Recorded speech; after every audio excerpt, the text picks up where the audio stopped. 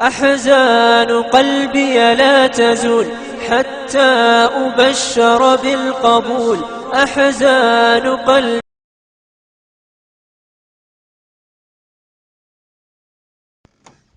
إن الحمد لله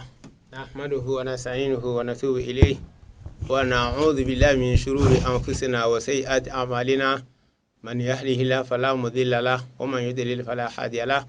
وأشهد أن لا إله إلا الله وحده لا شريك له، وأشهد أن محمدا عبده ورسوله. اللهم أرنا الحق حقا وارزقنا اتباعه، وأرنا الباطل باطلا وارزقنا اجتنابه. ربي اشرح لي صدري ويسر لي أمري واحلل عقدة من لساني يفقهوا قولي.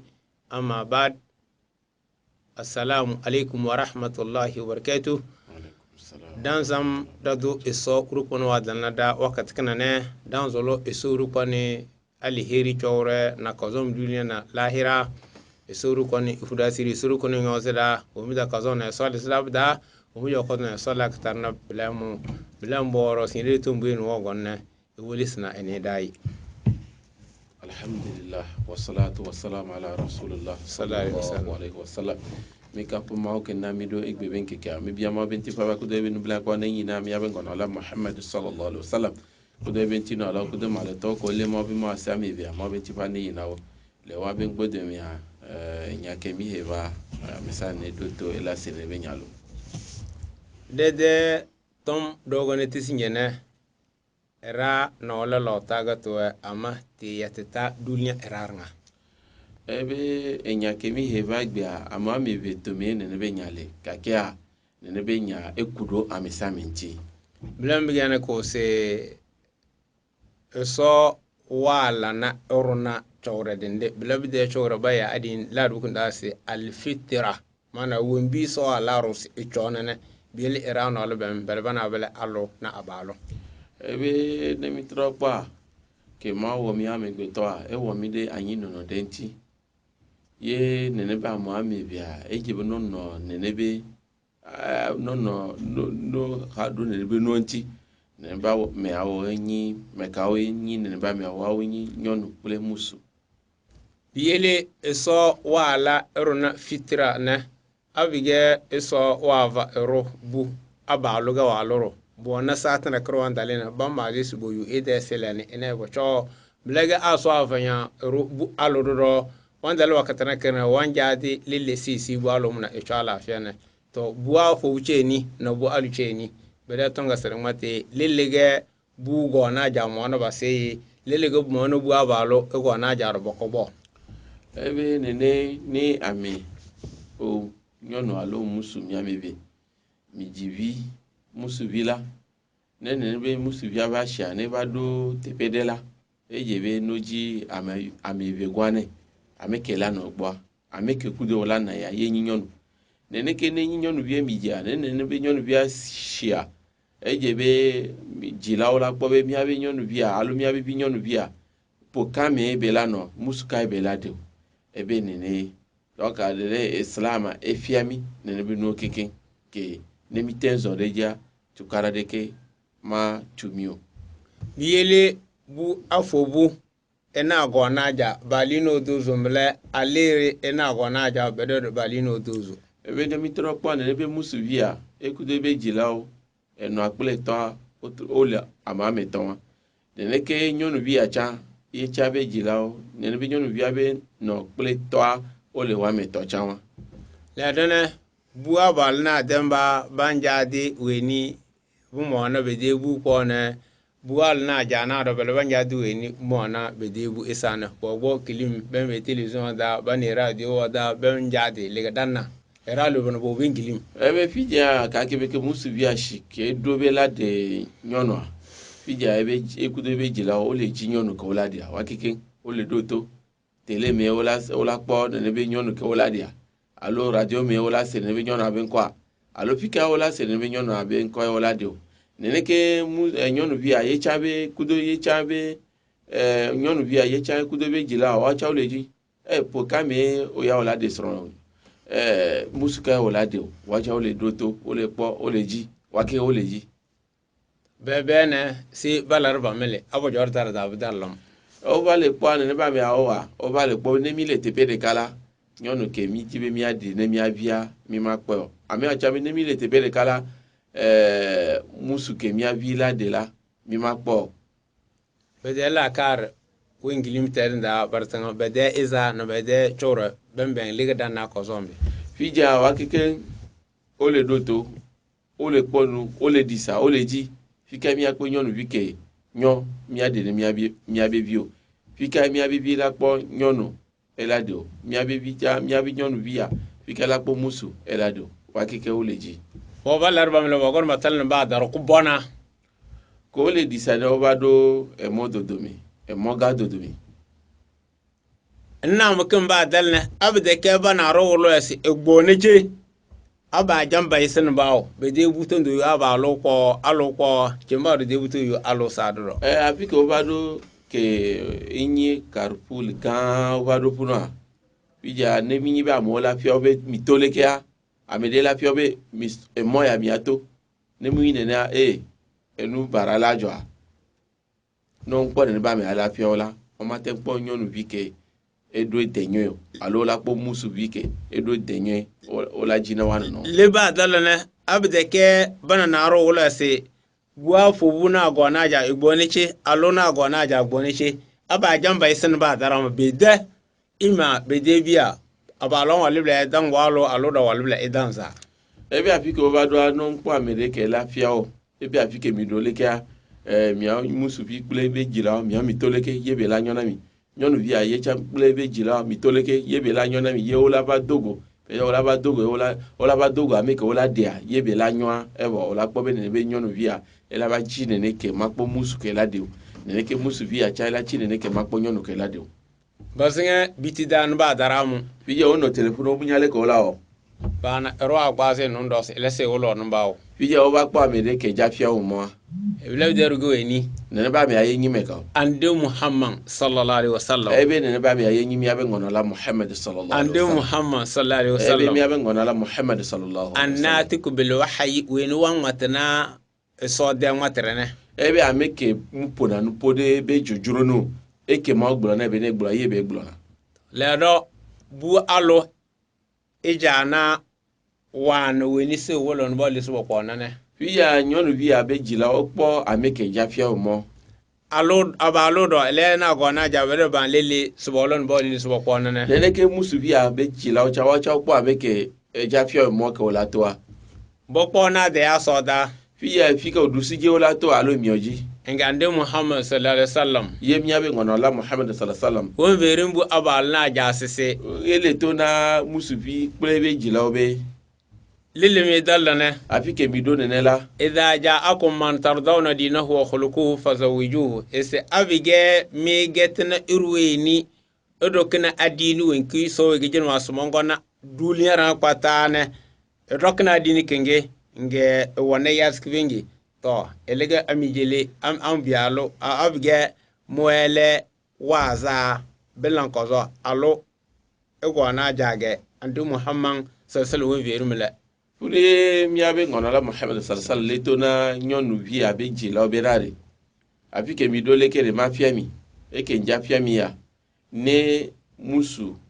ke miaso miabe vi nyonu vi ana ebeladia yenyi musu ke edenyo elesi yenyi musu ke hose edo hose ya islam ele islam asamibe esubona maude aleke beja ye edenyo elesia ezora de maobesia maobeseja nene be musuvie miaso mi abinyonu via sonalo bega bu abalo na eleja na lele mi se kwona na ba darana amin gona soda amin gona ade ande muhammad sallallahu alaihi wasallam tun ka hul mar'atu li 40 sise nanina indisi sunzolo bwalunjele mbialo yambi allo analo songone ya sanatnaza fija nyonu via ye chabe jilao prophet wa sasa leto nobe ele ye prophet wa sasa leto na musi via be jilao be kengbe mi ade nyonu vila ekudo enu amenenti ne enu amene esu agbede nyonu via ntila mi ade ne be nyonu via tumbuka dani an takuna zata jamal bilas alum e ba jo kozo pa ase matine ga nyana wa zanda awa guren de ga nyana de nunge abi ges nga nyana wa dala al bilas zat mansib gero jamal zat jamal jo kozo pa kada demle ebe tugba to a prophète le tona o musuvi be nyonu ko la de ne de tugba to ya le ntia ne nyakpo ebe azolime ebe nu popome ebe anyi nonome ebe nu dodome ne nyakpo ne ja ponpo ne ja konua ba nyibe enyi nyonu ke nyakpolo za tamal e geli de do anyo boy ai nyeveze ebe evegwa yenyi be ba nyibe nyonu a enyi gato no de a o ya obo an yakuna zu usratin samia ide kubire girmanda da tumbuto zon bla seromo aloma ege rafa amba debu ya stade ko jodo do ya président do ya directeur do ya chef canton de debu ebe towa yenyi be ba nyi be nene be nyonu viala ebe pometo amegawo yonyi ebe pometo amegawo yin ebe jila ebe pometo amegawo lati nyi be to enyi fio ebe ngonola enyi amegande olate nde nyonu nene cha be ke nde nyonu ya ebe pometo nchende be ebe pometo nyi amegawo na zadana an takuna zata din bila se alumna igewe ni wani adin da kun kare ya sanata na sanata roga andi muhammad sallallahu verin bu allo bu abalo ego na aja sese weni mo na basul be kelbe de guna mleo ebe enu enegwa ke elaso agbede nyonu vi chikengbo ladia yenyi be banyi hoseto banyi mau subala banyi mau ke zona de mau be sejia banyi ameke zona de mau be sejia nene be nyonu via ye prophète sasa letona musu via be jila be no kpo nene be nyonu vila no dena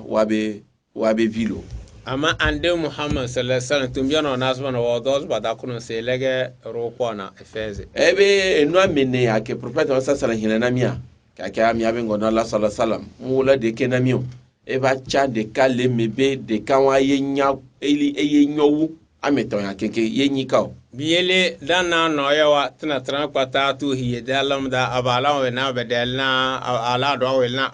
abala ne dozo tumbia wemba ando wodo so ko ne no do we ni ro mono ko no be kele go dongbo wemba ro dongbo no biye yesra hi dalam da ebe ne mi tropo igbi achukaro gedele musu plenyo no dome o de wanu no bo tukara ole egbebeleke esobeleke afisa pike tukara osubore mi dase ke prophète wa sallallahu fiami mi ba so ke muja sigbe mi ke cha ke prophète wa sallallahu ba cha na mia sigbe wanche mi ke de na mia no nola nkaro jibe tukara ma na sugbon ke mi dase wa enwanche igbe le sro de peo ahomia tukara osugbon biyele ande muhammad sallallahu alaihi wasallam sese nabaro wogbo kozoro to kozok ngani ba woni sole nabaro wogbo yukoro budu woni yukoto windira balo nabaro wogbo ede kubiro to kubre din basanta dia balo bam drive kunsi ballami noya ban yunai dum be gera fa banini ebe ne mi trokpo ameton ya ke prophète sallallahu ba me latin de nyonu bi nyonu anyakpo no de nyonu be nyakpo mi o de kai be nyakpo no ela nyakpo na medocha ni no wala no de puno enwacha ijona mi kpona no de nyonu chabe egantia nyonu acha ela no zan kombe galesia mabu mate bobo edokino mate bobo edokino ela no zan nene ke no de nyonu chabe ebe pometonti be onya megawa nene wacha ola no zan ola no decide pakple ego mi nyibe o mate won ndeke nawo enanti prophète wa sasa mi ada se ameton ya biyela ndo sono fa vizati din taribati yadaka anyo doz alwe ni ige di zuruna adini dona to da ko ba kanga idan wal kanaro ide yuko wonne nyana bila bida sensi idon bon yede yesete ejana yuwa santa nyana munyo zo mbiwo mulawta na kachore le dede ije ande muhammad sallallahu alaihi wasallam kaka nu enegwa ke prophète wa sallallahu alaihi wasallam no da de nyono yenyi nyona banyi hoseto banyi ma subala banya meke bobo na edokine mau banya meke nya mau besia no de nyonu be ebe hosentia oya ubo ne nya kpocha muja so ebe nya kpona amedeo ninyi gatocha maso mazan de ebe gawantio n'ebe nyibe ebe pometocha onye amegaocha ma dasi wala no zan parce que evona na mau enyi mau so bala enyi ameke sona de mau beseji erante prophète wa sallallahu le nu amene ya kenke mela ne mija de nyono miacha eke hoselesia miacha ameke nyi hosetoa ameke nyi mau so bala lo ne mite wonenela mibo miato le tukara ya o mekenke ma ne be mianu to biele abige eso wa laru katarge abalo ena gona jana begetna alo yasna tana zatna go bodozi adini de alo to belebo yu o mbolu kozon mala abalo do yu alo kozoni bilerege alo dembadro alo gona ja abige begetna adini do na yas kozon godo beledo bo yu me do kozoni bo yu orla kardo banai bede banguti sela kono be sofra be kujuni ye miabe nunyala le na mianya be de ka kemeke miao nyonu vi abe jilao mi po ke miavi jade muswa e de musu ke do hose e bonane mawa miao mibo onde sa de la nyore neneke musu via be jilao miacha ke mi jade nyonwa mi cha nyonu ke hose lesi mi akpobe ende sa de elanyo parce que ne be nyona e bonane mawo mateno zane ne be musa mateno tukara kpele musa neneke musu ba gbajija ye cha bonane mawo mateno zane ne be nyono kasa gamela no poe egbe leke esoleke ebe ola kpobe ne be tukara la ila didi poto mano ne be soro de peo parce que wa keke onyima ovolao ma onena mianya biyele abige nozo waza era lurubana buna gona jana no dozu alo gona jana no dozu balira luna abige bono ozo waza inshallah wonti to borno so chiga so ile no ze sabla ebe demi tropa musu via kudo be jila wa meton nyonu via cha ye cha kple ebe jila wa cha unya ame o meton nemi bo wa keke ola ma ame adewa no wa keke onyi ma volao yo o cham o zonde mo be sejila ola kpo wa be sono de demia tukara de ke manayo tukara de ke mano so sono de abe gomeji ka so yi tukara de ke mananyo lo to biyele abige numba kanage hiye ogogbona buona wembi abalu se chona edel no bla kozo buona wembi alo se chona e wala bla kozo bla bide to mbiaga se toro ba ni dula kare ba ko mla kona so do dan dan biaga ba ngota tana biaga ba ngota tana imbialo wembi se chona wolnane bla do doge nyodo nwele wende sarna awa vundile tana wanda hiye toro bu yo so shi e so le telbela mo enwanti ne minya ya kenkela fi je minya ya ye mi de miano no la je na de gale punu ke eke ije be musu ne wono nyonwa ye chale punu ne ne ke eke be je be nyonu cha ne wono musu ye chale ne maulo amia hile de fi je ne minya wa kekela mi amia be sron de la nyon ke mi le gbulele ke amia be nunya la le na mi anya be ela temba me be ke mi le gbulele ke mi ato la gbulele o mi mi shivo mi mi gale me ke o ye mi abe nunya la le tono be a ne mi shivore mi aviore ma de sron mi avio be sron mu le punu a ola de sron jebe ne mi acha mi nya la mi afiao ye nono me ai nyorelo ma ne mi anya daya to biya bembe de kujoni na kon de bazu be de ba analam ebe ne be jena ya mi ahile o de ka kengo mi aba konti واحد حقوق الزوج على زوجته ومبي مونا allo sele ikele waluna ebe jena ke jebe nyonu ne wona be sron muswa eye ya kada de ton atu figer masia ifu fi masia ton atu figer masia tila ifu abalo do de ke isidane kada jamla ebe tugba to ye nyibe ejena nyonu be ne bobo do ke ne ebe sron ne pasa ebe sron do ela se ebe sron benya ke mule vodada mene mao ke munyibe ole da vole mauntia c'est le siyanatu ardi zawj wal muhafazatu ala sharfihi won bi ga sabe mai za wala ka tona be hale talam ebe enuke lana la denu potole musuntila o nyono ngbawe enuke lana ye ila esron la tro susigbe ameke mudindea o nyono ngbawe ngbagogo puno tuzu de luzum be ti zawjiha alu de jore dana daga wal de dana ga de do jodam la ebe etogwa o nyono obi anyi no pe nyi esron musu abia home pune olano nazade yajibu alal mara an tatluba rida zawjiha alu cha ngin sulna walu mbri fenene ebe o nyono enegwa ejebe olaji enuke lana esron beji la jemene obe nya la no jojena esron ebe jebe na o nyono be kasagame olajegba nene no de wayanbagi lil marati an tarifa annaha kal mamluk lizawj etlese engna wonbibran e walwana e de do e de lor e de moto e de dan e de radio e de télévision e de ventilateur etlese e modo belega obalote ne ebe onyono no ademle atongwa onyono la nyabe o kenkia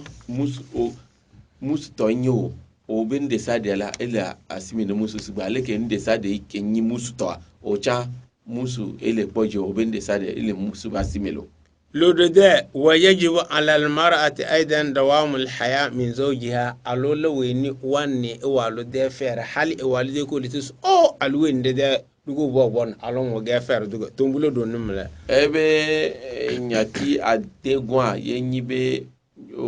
nyono olano se srobe npe olano se be npe kaka srobe pometo ola nyabe nyono ya ekpele silo tumbu lubani wayanbaghi lil mar'ati al khaifati min Allah an tajtahida fi ta'ati la aluweni ege wenzo wo son eba charede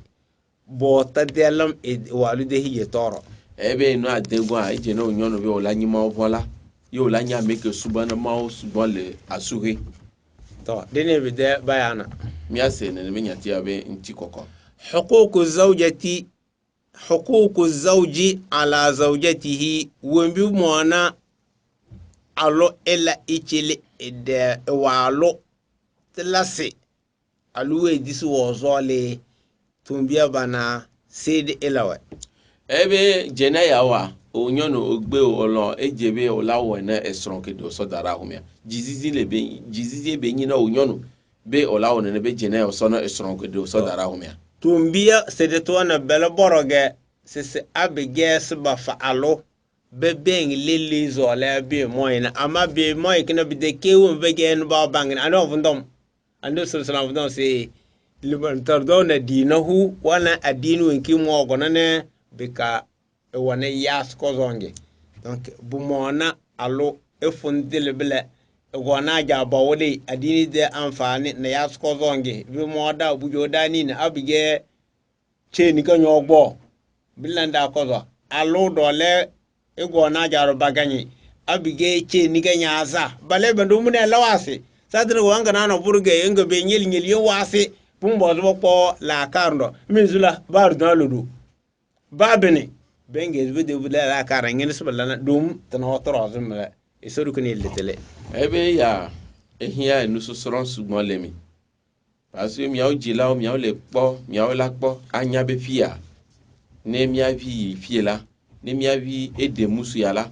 aw ede musu ke hoselesi ede maw subala ede musu ke vonani maw ye mi anyale ke mi ano ponpona ne be nyonu via mi ade mene mi agbase seto ne ke musu via cha miao ebe jila mi ala gbobe pome ya me no de nyonu le punula ne be nyonu via vonani maw ebe jila cho vonani maw onyi maw subala miao ila no ponpona ne be mi ano de egomena kudonu kantio jene ya ontie prophet wan sasala na mi nyabe kengbo mi ade mi ano no kudo mo be vovon nti banyi be ameko jadia esubana maw evonani maw nyonu ameko ladia banyi be enyi maw subala evonani maw ezonani maw be seji ne musu vija nyonu ke wala de ye chala nyi ne donc ye be la nyon e wa ma no me a maten nyonyoro ego me nyibe garu mia vio nyonu vio kudo musu viola eke mia ojila o minya wa o mnye wa o le po nku eke wa o le po ya munyi nene yo ejebe mia o la ponponao mia de ego me nao mia de mo be se sofiao ye o la se ego me no se ego me la o la po be afike o la ya no se mia be nya afike o la ya ela nyolo ma one bobo nde sa de nami ona dere mojone wita na ro gon mo yasmalum mo gon smansuliya mbo nga fen manja ebe nke kedia ye mia be nyala le na mia be kede la homia nyonu de vai gbo ebe malam va gbo nyi nde kenti va gbo mva be o la ba de kukuna etonyi tawa mata daja manyi ke gbla eyo ebe tonkwa mia be nyala gaya ijesi ne be nyona be to nga ma gurmane lugo daja jo da dal daja wa mda kozo eye malam be kudo ne be nyonu bia ameria ya osite oyi be jilagbo eyi ebe togbo ebe tocha eho wa unyore me zene nga mo ma zulu so mi jene nga mo gon fay won ki kibu ma jonna ne ke ya dogbe ne boy sonya ke nti soto na ne bo nyon muswa so ge ja ver malum ma mu ya da ka na ma ni go mi bi yuzu mana ina yefune nyonu ya be jila le tona malambe enya ko soba on ha kaka se enuke na nyiku 2000 wa jira satu enki wa der hijalamna be ngwane wa yam budu daide ngwane kazo mo zola se sa elewo na dinu wona ya so no wegi sa weni mo anzaru malber nga mawe to weni wegi sa na la ga mane go go si fe na sa go mane boro me de tisi se e ko ni firmate miato romo halle si de kasi tombul ninde miato ale to na malambe o enuke na nyiku 2000 wa jira kake meke be shi jade sro okwa musu ya embenede parce que nko be musu a edenlesi Allahu akbar enyima subala enyima voila enanti mbe vinya musu ya olade ye nyonu bi agbe ye be ameke lade aye ya ye ebe jila eto abe iwo topo fija eba ameke be ba dia ne ba me a eden barato benyi e ko benyi eden nyode ke mulesi o eye poi ekude wo aje be ko ewo o ame srondede bo ameria bo ye punu musu apoi ye be va nye bonye e jaken ne ba sena ye ngbe punu enye nyimu hwaneo parce que afike ntono ebe ne yila mu yipuno afike ngbe be ningba ya punu ebe yi eno ati mbiji doi biyele yajibu ala zawjati sibilat lasi alroze nahwa zawjiha ewalude farande alqiyam bil huquq ekurna abalude to bunu ki kuwar sai la kila abalumna wal adabul atana ladabi abalu wal no burga sai mate ase sole bo nazmi council nana abalu wa yesru boni biwan matna bala barza to mal da badala amma ausi podoni oh eso this arjalu qawamuna ala nisa abala ga so wa bur de ka muru dundu ele wonu ku yuko lele mona wan vare ko haya an go de da na ge kidin no bangbeti anna trio ga nyala be yesblaga de ke nyo selana an go nyala be ganya soroge ina alumona etele abalu de hakuati de ka danga seretro ebe ejena onyono lanya musu be jena kelenchiwa ego menyibe olanya meke bobo doke na muswa olanya be muswa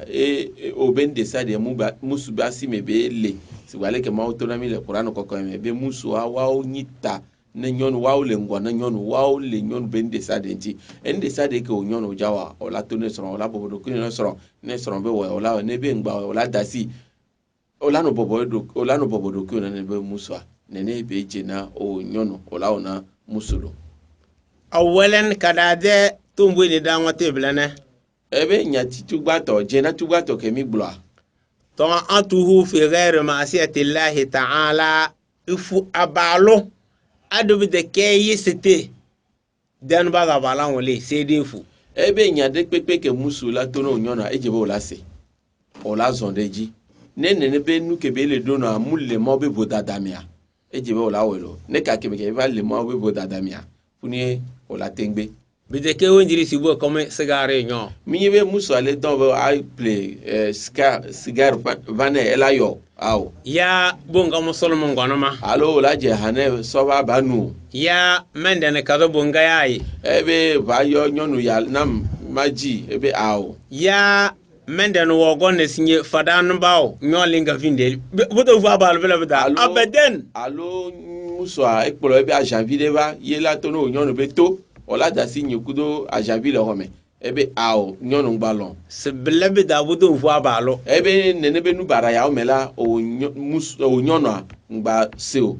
ngba zɔn de dzi o don matro gonje sto atu fi gairi ma'asiyatillah sese ekale aba ifu abalo ekale de maror fasidi abige so de satin kin alumudin disi ebe ola zɔn de srɔn kede o so dara ho ebe seji ne ma be bodata mulemela ola zɔn de seji ola zɔn de be seji ne ka kemeke ne be eseke alo nu ke be le do na be ola wa enyi bodada ole dabole ma onja kuni ola gbelo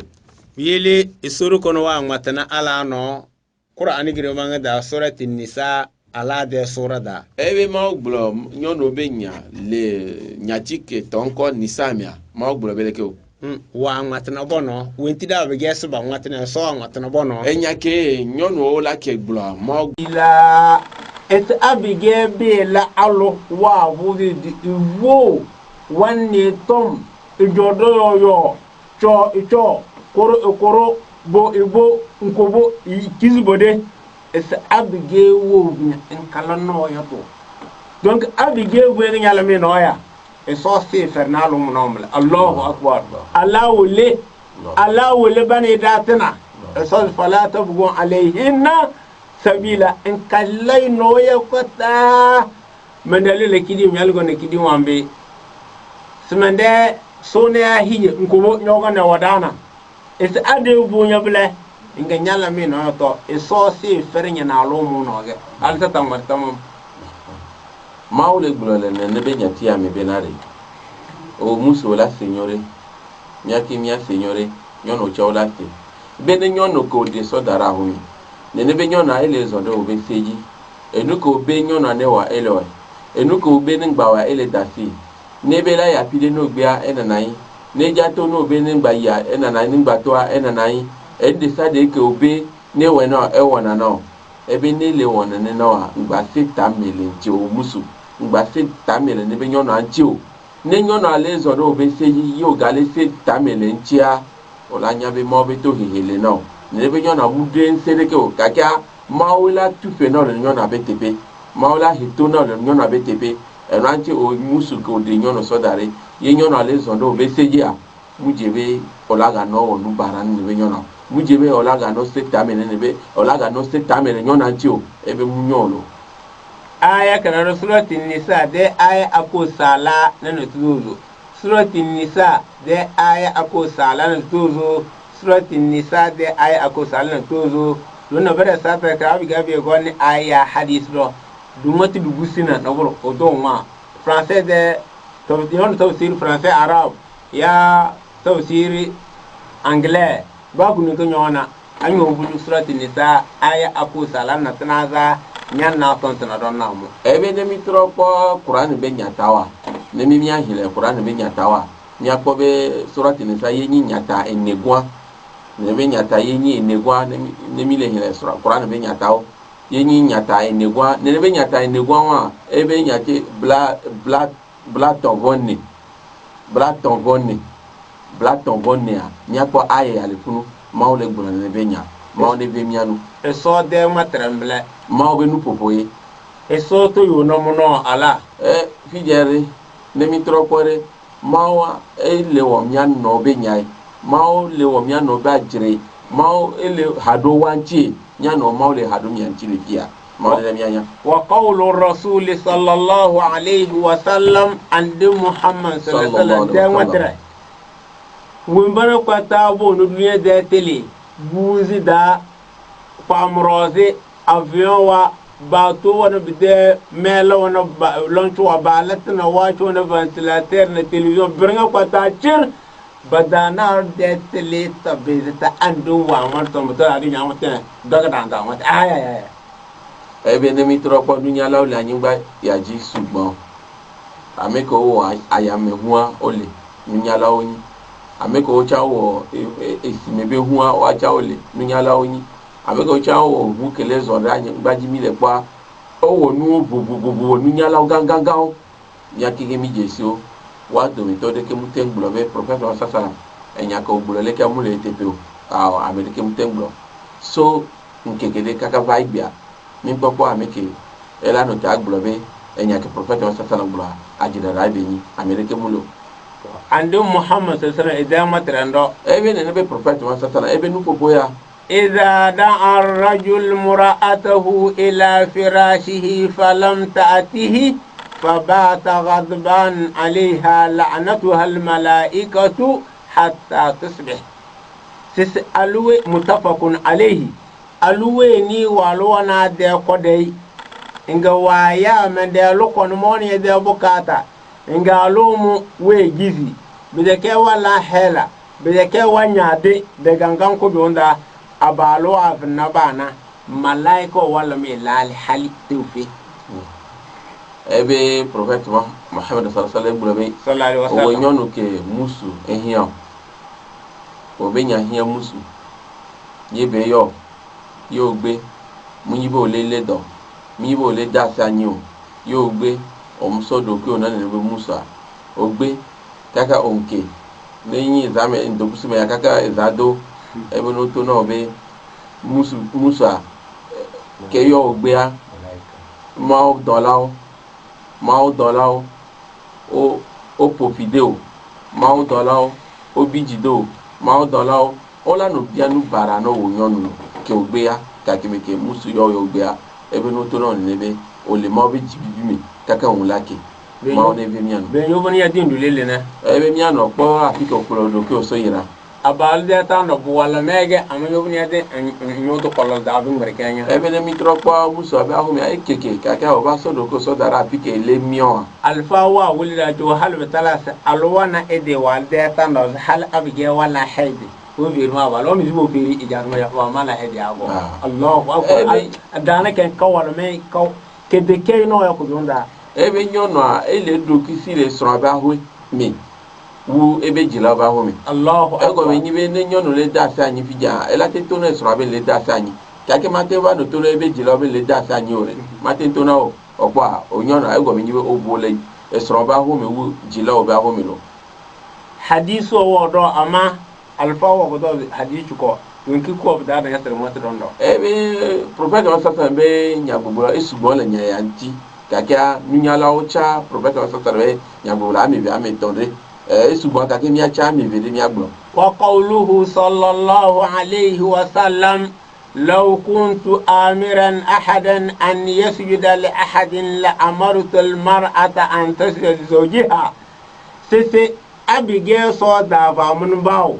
andebi dumara nye dalo marozi o musti dumarwe na aluna e walu bolo ta na jese ate wevi alo enko nyere e baade wanja de sina wal bo taala fiya nje ande muhammad sallallahu alaihi wasallam mongo nyanya diskina manga nyanne ke mede nyanne ke mede wata nyanne ke sor ko na fara ku joni ebe mi abe ngonola muhammad sallallahu alaihi wasallam globe sigbe mao ke na yemo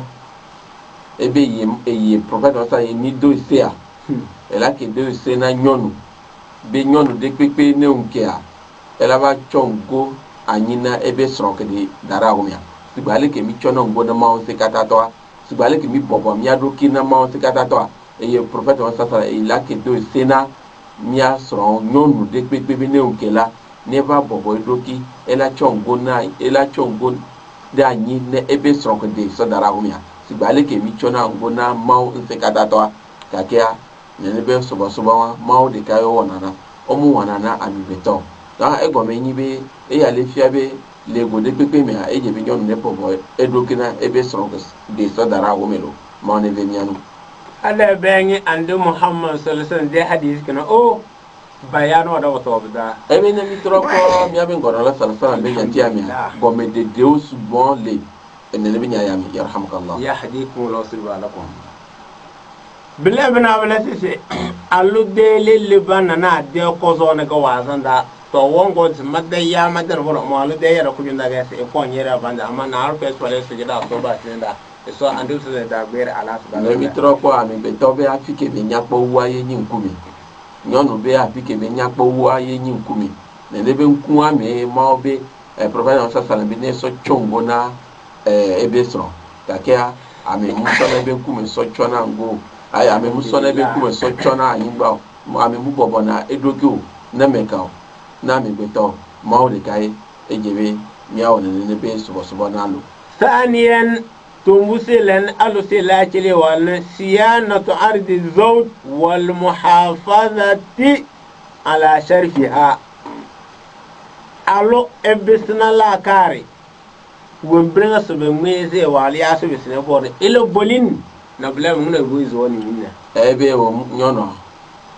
ngba wonu ke la de so be ela de potole sonjo ngba wonu ke la na esro ma dro bubu dede o ngba wonu ke la na esro ma do valer de ke ngba wonu benu ورعاية ماله وولده وشائر شؤون منزله لقوله تعالى وينبيلا اوالو دي امانة na debia dana da de kuna mon alwe veri ko zo ikela balo ale konne television ale kisel yo sa nye debia ga wale konne wache bungorsi ventilateur wi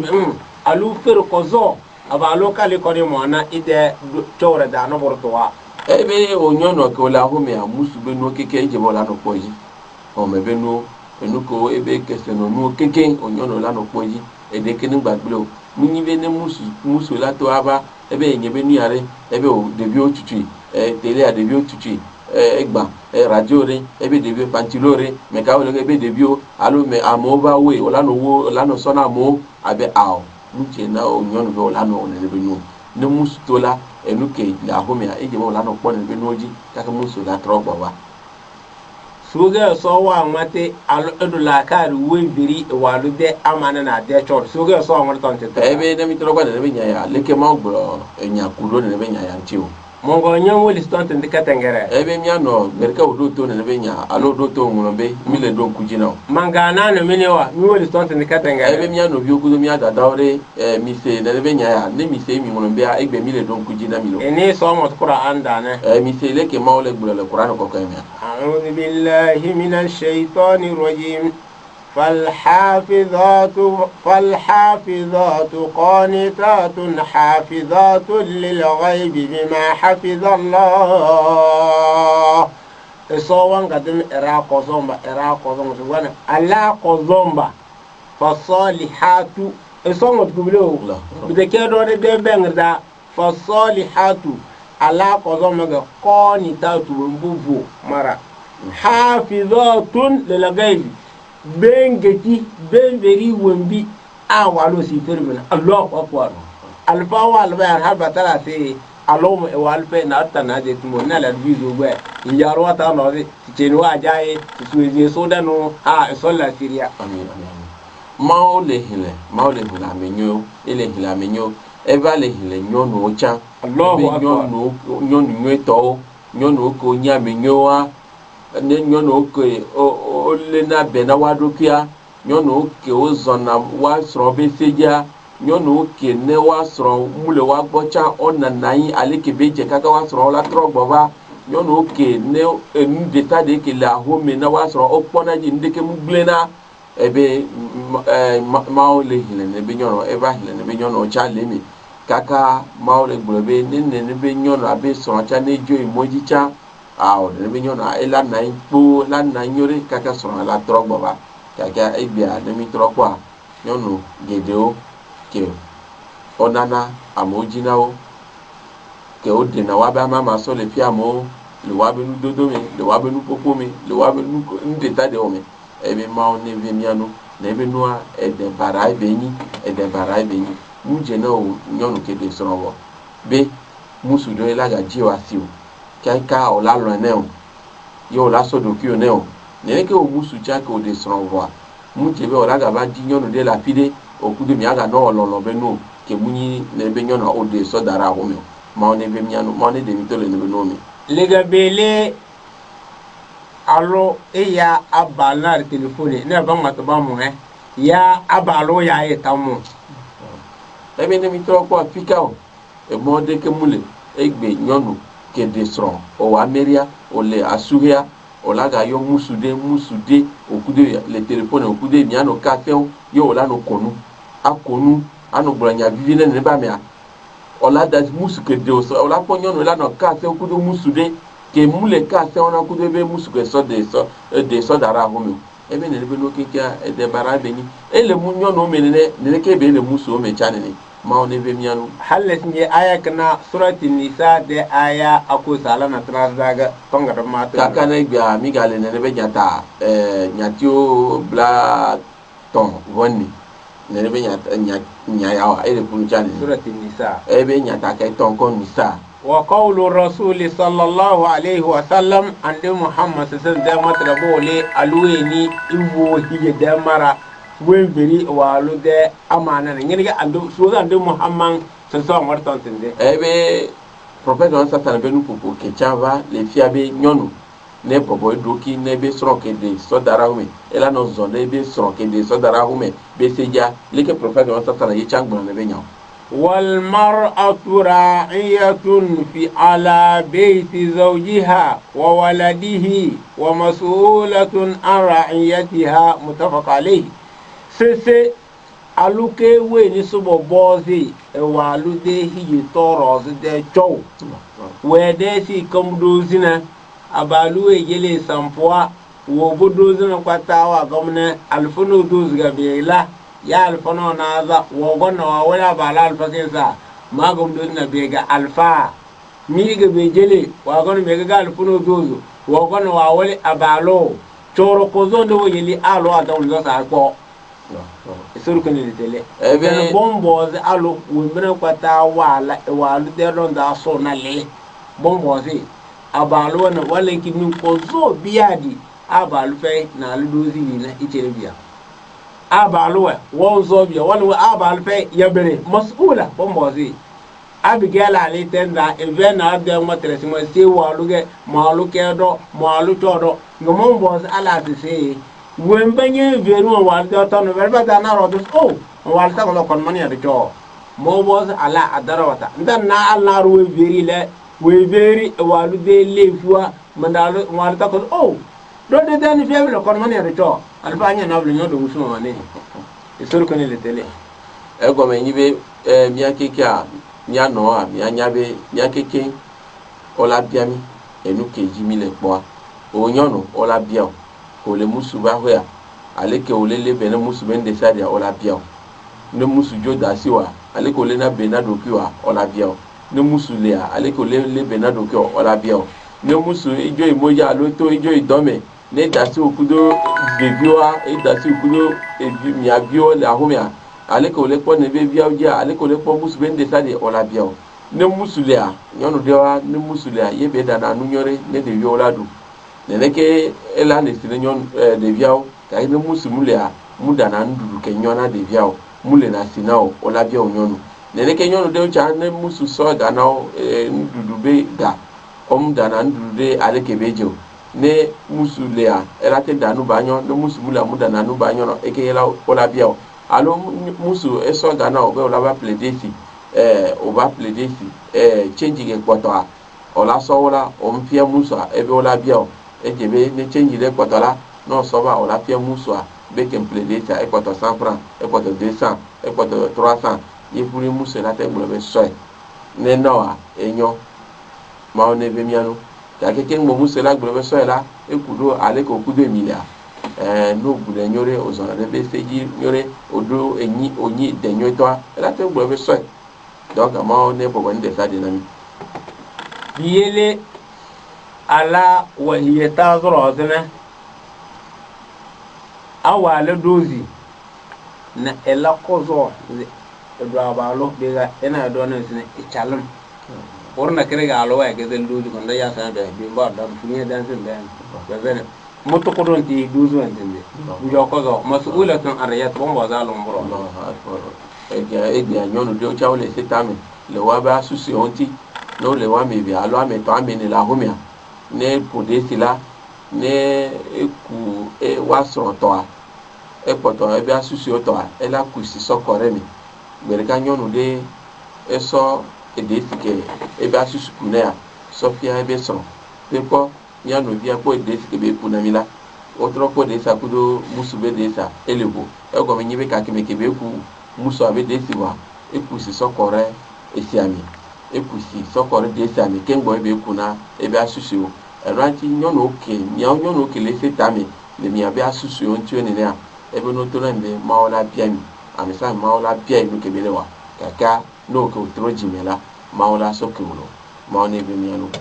biyele ande Muhammad sallallahu alaihi wasallam sese aluweni waazo bisa hal alermum budomona abanaro ena edenu bolodi hal botosi de yure ya ede wengire hal banade ile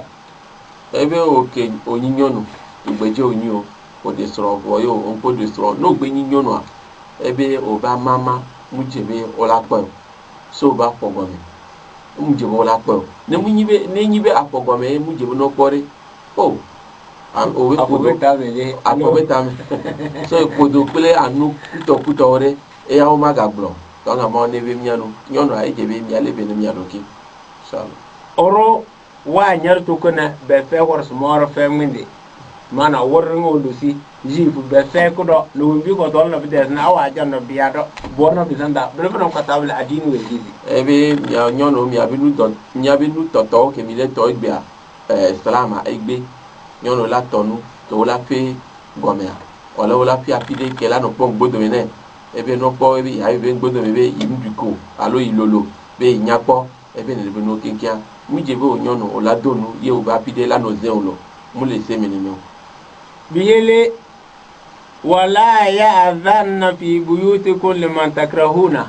weni abalu tanjase ka so dandan allo katam babudum keymo monon digo domo buni aleti tam be tara imma qurawalu mbonza non de mo be kayna abalu be do da abalu tanjaro mo se e ka funya de dana e ge wuyo e ge kubonio aluyo abaluyo adi sin ka fan bo nyana ku tanjo no nyede hiyo adara hijo wa dar nyana rom la ta do go to goge lero malo ni ye lewa ga ler nya de frontière mo patanya bono bide ala ko relation ro patana no kada gasna ko biren enceni wombige nyede do landa torne ade bu bor ni de je adi si yele berna do de wa ngoten ko je wala ya zanna fi buyutikum liman takrahun we na ba tan janya ne edara ko fu ebe ye de eke galemi ayenyi be ameke musumulo okudo be hono jejela ameke musumulo de nedo ahomi ebe mujebo la kono ba me so ba hono ego me nyibo ya ngba polebe sanyi kude de na suku hola nye benyi takemeke nyi tugbe ya hola nye benyi enye kude eleke ebe aw de musu gbera ejebo la zo le seji sa enu ko lewo kakimeke opede omgbede so ongbede so ko de so ba nebe no ejebo wala dasi wala trojimi kudo nebe no barake sa okelo kakimi ko de so ba eseke so le do no wala zo leji ne so be nyim chibe makwa me ale nyiba ho me wala se nyim jibe makwa kudo amea okudo mi ano cha banyi hono wala se ebe nebe no kike ejebe nyono ne so ne nebe ese ya ojilo ye be so de ba ho ya ela nyonelo mo ne be mi ano yele ala wana ya sana kere ballam boyo donna de chorda abiga balu fe ala bembani so den dare bisi so botos be za volmuro bortos una kir bondo knyado bendition bola da bu tedi yorose anye de ya fe ko lo ni de yetoro de ni ga yanda bele so le jona bele biya ben nyala le nam nya no la nya bi nyono de ozana tame ozana e de barale wa be asusu onti la homi ne ka kemeke va be wason ijo imoji alumule ahomia osena tamele wa be asusu onti ranti mi ami nyala le yon ne bi yono be no bona ma ola nyabe nkekede a ola tro e ma ogo ola lemi ola le sinami ola so avo he so do enami ola ba dimi le yodo me mi ade kale bu ola chon ko le mi anti kuni ola wa kwanta na ola bia mi nu kekeke mi ola nyigbaji a mi abi nyon mi onyo no mi vona ne benkika ami sami ne vona ne benkika lo be nigba se tamele no bintiu nyodo weni eso wo gonya edas na yodo nu che ne disuru eso bele mo dan le hijo meto nyande li kono be ken nyono se matna ndan na de na kini ni ga yanda bele se nyonya we so de botal na no se to abi ye na se de regas no na kro gani sai budon jora se so nyale ni nyum be da so smezenya ano na krenyo dosa be ginos ba keten sa nyen del senyon so to bla be ginyen ngente bena alamri to dunya la do da kida alfa kubon wala wa shi suru ko ni tu suru ko ni dal baraka wala al iman bil qadar wal qada rudezi wo bige iso de ko bi ko no rozne to be abiga so ko na da dete ko do ne ko no ko sunya ge so bo we se solonga nyona boa na sa mala ngini de se so de mes oh be gire nege aba to afasonga bon wa na nyona boa sa be gire manege e so tan na bele nyosen na so ge biyele fa de dora wando fa ne se sira go bonyona se sulundo mi go bonyona tele do wa wole se abige so ban nya fa de ne go ba woli sira bi papa de dalum na adro anata kwa de dalum wembi so nyona fa de na nyona ko billam ango kafalum doge ko kafalum benje to ko bilane bi dalum ben benona abige le nyona bilan to mari ngi no so onya mo churbata haram kunyo be haram wane bilen ala eni so den dare minga kubana babun go minga wa na gonne eni so den dare nyo kumudo ni so den dare be nya dele so jana a ina no bana dozu patron ro bodo da vadan nangel na so dan dele so jo ni deli nya dele so jana ngbar nya ga mele no so ngoto kon validire aliyoma watu aliyoma na khatimu ala afahim watu kalimna aidihim wa tashhadu arjuluhum bima kanu yaksubun isba dar su bari matin se bele batno batare no ze baru matre no bo baze sirale ze ide kedi suruge awa la don ge rongo di cho chadil so ay ngonu bo so mondo smani tinatro kay bo woni ba cha ide bo talon ko zo de bunarum le chariye de yuza ama de la so min so ma jatar no man ka chariye de la su jatar nanya nyanda so yenda nak mar tu mat isur ko ne se dira mi abinu nyala igbulo nyausu bo ego me nyibe ameke o nyono ko zana waba susi ola humia ebe no bona ma le wabi gbedo oke nyono oke amelo le zan ola humia ejebe ola doji ngba bijo ola gbrobe ola dasi ma obe sobo ola dasi son de be ame o le zan ontia ola jo ejebe ola doji ego me nyibe ma obe dodo ebe yin no cha o doji la ola po ya yara kelemia no mdoji no o site ojo odasi ma obe odasi sobo kele asuhea leko laba toroma o ma gboro ko le exam change o ma ten gboro nya o ma ola ho no yemi abe nya la le fi abe ni mitropos gba me ko le le to bija o abe do le ko le atike ko o so na no no za ebe no so hasese so za sigbe suda bi leke o la so za ne be alu bier leke no so nu ne ba jika nya la le na mi anya be awo e wa munyo o ma te wa gboro be ko be le do enyim ko atike ke ko ebe ma so hasese so nu nje nu ye ma ola dasi o awo ma dasi o ma so ke o raja ye nya be nya la le na mi anya be no ke o be ola so hasese surabi alo bier so nu atike jegba ola ji adro besi alo akpa ke o wona akpa besi ke mi ano o wona akpa alo akasa besi ko wona iske no na tiwa ola so nu be atike na ma ola yodo ngba so hasese o enu ke ma ogbe bi mi gbadua ngba so ebe ola so atike o no so atike a no ne be do le wacha no ba do ma gbo ma dasi o rancha ma ne be mi anu ma ne so mi abi no so keni tombuto zonni woni mona alola na luzumu baiti zawjiha fala takhruj minhu illa bi idhni alola e walo de tando e dalle fasidna balbe seria abalunyi ombele na ina ebe onyona obanyi no benye esro be ahomi ngba to le ahomi ke mulle nyanya mene esro ngba itepede ke mulle nyanya mene esro nu eba menene la ole jagole mauntilo hale alode esoro no baona ele ko menda abige wo yuko de haji abalu wanna ko weni se do ne wa la yadda na do yuko febele so zuwa dana na abalu do ne ma se ma ne ma de liyo yugo haji ko ne abige bele ka bal to yunaro edunai ngalo gi sa mende wana haji ama wana la hajun ki we gizi ele abalu de kena balden adini mlew zigo no wanga mala to wenti ga woni sona ijede mele suma gede mongo suma gede manja mana lo mele me gede yi mede bawi mele mede na chalme nyama tere bude mena sunyo nyasna bene sunyo nyasna nyangili nyani ala kare esol ko ni ebe nyonu mche na bo la to ke ne sro mu na mo na mulwa abisa bi ko la ya ejebe ola to ne so be nja fie ne lo aye ola yi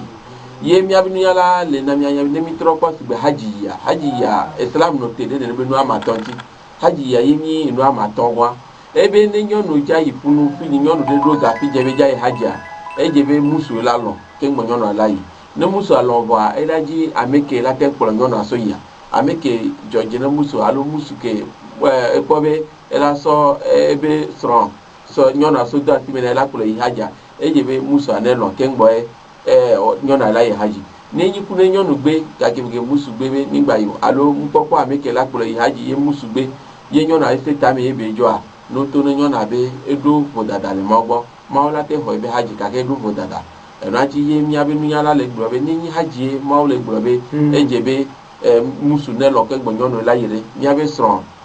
ɖeɖe yi pere ameria yi pere mariage yi pere ebe wodza ɖevi to le fie ebe njaba do gbe ne tɔnye njaba do gbe ne nɔye njaba do gbe ne ƒometɔ nyewo nja yi dada yi gbɔ ne wa ye musu le gbere edze be wo nyɔnuwo la te gake egbea nyɔnuwo le se tame ne dza yafi ɖe ne musu be ne ŋgba yi la ese na tame ke la gbe be yi la yi ebe ne be no kekea ebe mu nyɔ.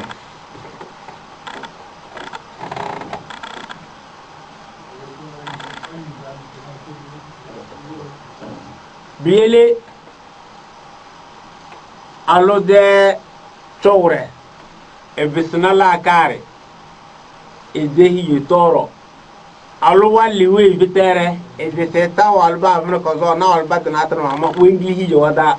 wengli sono wada bujonya se bige de hi de wata al haj ko mamla abige wali wa bide ko ngono solo walo le tismare yada alhaji kan ko jona haliki amor ga sun kunele te ebe ga nyɔnu gere no to cha kɔna be musu a isi talo musu te o ma do gbe ne musu o nyɔnu la ya fi de ne musu gbe la ne musu mulɔ la nene be nyɔnua be yiyi ela trɔ gbava ele ma be dzibibi melo ne mu bia soso ke so musu agba nene be nu bara o le so dar ne tumbuna zane yajibu alal mar'ati an tatluba rida zawjiha alocha e walide yarda ede kuna ga mon joti budoro joyini ni ede to ko ma dar joyini ni ede alo la le ngona li kidar ble ni ni kidi wo bi so le ngene tele bla wa lu ni ni na e so le mo jo dar cho na ku ni ni e so lo mo ide ko be de hi da ya so na da hal ba wole abige adu de ko bro wona so na ya hije abade de ko bro so na ya hije ibo abalu de yele de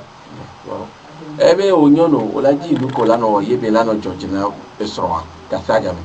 olaji ne be no enu ke sro be nuyo lana ebe nu nyanya gomi eno nyanu ne nyore ebe la jojina ya alo ndudu ye ola dane nyore ebe la jojina ya onto la nya ndudu ke be lo ebe nya gbo ye olana wa ne yebe lana jojina ya ebe ne be no ye olana o ye kasaga me lana jojina o be nya lana jojina muswa ya ye be ba me chabe o piabe neba mebe sugbe alike mi le gbro ameria o mariage o kudo evide de lega ebi ola devi to kemi ona be sona neba mebe ne be nu wana ele o cha o nyono be pometo ba homi egale musu cha be pometo wa ebe neba cha ne la ebe ola cha ola yi musu abe ola yi musu bo ola da sito parce que o le jibe musu anelo o be nya bo asebi la baro na sai ma fian bawo de no mete yer tage ay fulbudu medeng da subele erkazna indem medeng to no na kire fe ebe ne ka keme ke muso nto ba to bolo na nyono be autukara mulu ola te nyito ola da si toyi alo yi to kaba ola boba to yime ebe eke musu bula ye ne eke musu bula ne nyono azo rejila ye pune la yin nyoto nero hadiso rawatna ayo wa ama wakati to do ne bodi ko to ebe nyawo sugbon ke mi abi gamiso ke mi matenga ponpo sugbon wule ke tumbunu wani wayambagi lil mara an ta'rifa annaha kal mamluk lil zawj wala tatasarraf fi nafsiha wala fi malihi illa bi idni alo telese wa alo tene e kala ede to no rono buru de kana ba no mo de yanda ebe o nyono la nyabe o kekia o kika o le gwa mene musu ende ke mule na o la zande do ko muto no musu ende stade o ya player o je ba musu nenya nuka o ja mu o ja player e mo o ja player anyigba o ja player ahu o ja tuwa ende stade o jawa e je be elano nyanya mene musulo ende stade ko la ola e je be musu nenya lo alo e jang gbirese wo bi mo alo so le no belega smala e gwa be nyibe o nyono o le unjo be enuke isro le ja e ye ola o andele nyana walo to ko zono bra abidenia abalo ten ba wo de to ele de ni de ba na ko nyo jos mi do ida zero ebe no mu zo de musube seji musube lolo la no ntiwa no mu nyawa muso a ela ku adasi o ka kebe kula ebe jibibi le ntio o ya wala na ebe o soroyanku wala no ahome ya sigba musube jibibi le ntio o la ahome gbalo ya enzenga abalo de ne bi ka ujo ai bana ebe alo musnyono wala ku dasi muso le plus so le yodome be la sodia ebe jibibi le ntio ke ebe lono de ke mu le ntio katenga dogo bunaro wanyade kuburo gwa bidar fa zo de abalu siyen mane saye awagase wagane bebi ba ja wale darga abar to bo sibi tabana tiye ki da bin sai ki de dar wonya na bengige be gil nyandam besi wagase fa durde bogon be feri walga se walu murgo bo goy bo kon bibi suru ko se ebe amelo cha na ibudo asoro kaka lele to o pole so atike wala gbo de ko bri ebe pometo nyona be pometo pole so atike wala gbo ekule kunu ebe o omjibe musa ne so no musu mi cha munyore aha no musu bi tere megala dio mi da se be o mi da si lami musa ikembo o tempo le sobadi donc ne be de barabeni je na nyonu be de tamele musu ntio naruna ina walugo yo wa besbe dama de bogon bo nyoda balo kone fini couvrir so bese bo mai se bese da saga wari sibe bi na balo ko nina nyobe konda na ado de tando na ko kona de mo si sabe bila bali na ko na so o me de bo lo mo ko zo we gidi da ali to kesne si so ne de mo mani tonten e so chada ami mo ne so mi abi bo so kemi ne be de baraya mo ne na mi ado bi ola dafi ke o nyono e je bo la ji so be lolo ke la no ntiwa parce que avec que mi ya kuno be nya isefe mo ne be mi no wa zena ba nyo de se bi se gidi da se hale ese e de couvrir de wure lo asi be no wa be wa lo no ba nyo e bi se gidi da saga wa ebe nyono ai kudo musa tukarajo ebe jo ebe pometo gbo o jirado nyono troba sorogbo kubura na ta ta pometo troba egbe kaka eba kule ebe pometo gbo ngeke ko jadi a musuye yo le blobe nene be ba miwa donc ne be tukara o le ke be la musa be je muje mu dumor to wona a fu ma balu de ga wase na lele wo ne lelo lo ka balni ebe sugbe kele musu boy be kure tuda fi ke be le ke be kure fi ke la ke nyone wo تنقلوا دوني ويجب على المرأة أيضا دوام الحياة من زوجها وغض طرفها قدامه والطاعة لأمره والسكوت عند كلامه والابتعاد عن جميع ما يسخطه وترك الخيانة له في جيبته في فراشه وماله وبيته وطيب الرائحة له اسألوا إلا فردو beka wendi silo ina wasuma mwatitom emulo wana de emulo tisana nkobo sumozo mbuli nkobo ga to nkala do malam nkala to emulo itina kuwa balulo deze beka ilaboli no bisbala bala bana abalu wa de ye bana budonye bola luni daga hada se ba do mbiro wo mbiro mbe ka ebe ka de ko de pepe me ha mus nyono ba na musula no bijido ende sade ke be ola we musu bia ola se